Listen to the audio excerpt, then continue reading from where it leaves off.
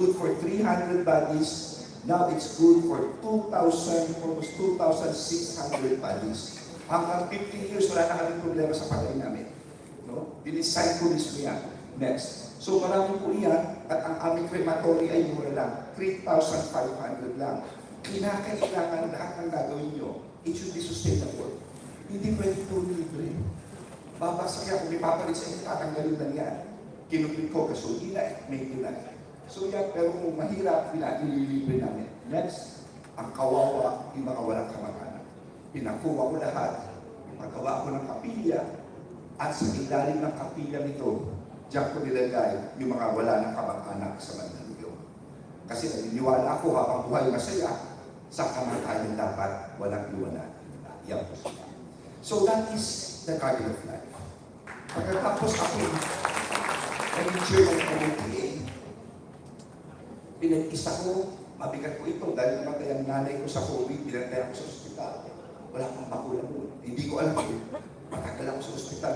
Umabot ako isang buwan doon. And then, na-appoint ako MLTA, pinag-isa ko lahat ng mayors. Nung naging DILG ako, sumakit ang ulo ko dahil under ko na ang police, ang GAR 5. Pagkaupo ko, ang unang sumalubong sa akin, namatay si Percy Lapid, pinahanap namin si Bantal. After 1 month, pinatay ang governor ng Negros. May mga sundalo, ex-military men na pumasok sa compound niya, pinagpapabaril. Ayan. Ang niyang pabaril niya. Pinagpapabaril. Sige, play mo lang.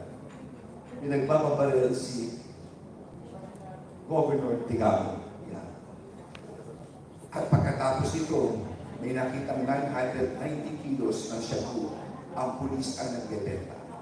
Nabasa mo sa pakayagan ito, next, yan. Pinadimanda ko ang 54 ng mga generals and colonels.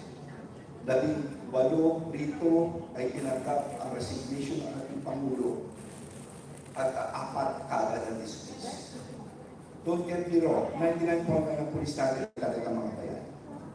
So dito hindi ka pwedeng maging sabihin mo namin, dapat matapos ka nito, dapat tindigan mo ito. At pagkatapos ito, si Alice Goo. Si Alice Goo ay tinawagan ko nung nasa Bicol ako may bagyo. Depart ako ng Indonesia, bakit papakawalan si Alice Goo nung dahil wala akong demanda. May kita nyo rito, nakipag-negotiate ako sa mga Indonesia yung nasa kaliwa. Puro mga hikaran po yan. Ang importante, ang nagdemanda kay Alice Goo ang DILG at ang nag-uli sa kanya ay ang DILG at ngayon nakakulong po siya at hinaharap ang kaso niya. At pagkabalik ko dito, grabe, ito naman ay si Pastor Apollo Kibuloy. 2,000 sundalo pinapunta natin sa Davao City. Yung nangyari po ito, pinaligiran ng SMNI compound nung para hanapin siya. At ito siya na-aresto. Pero pagkatapos siya ma-aresto, inimbestigahan ng mga pulis.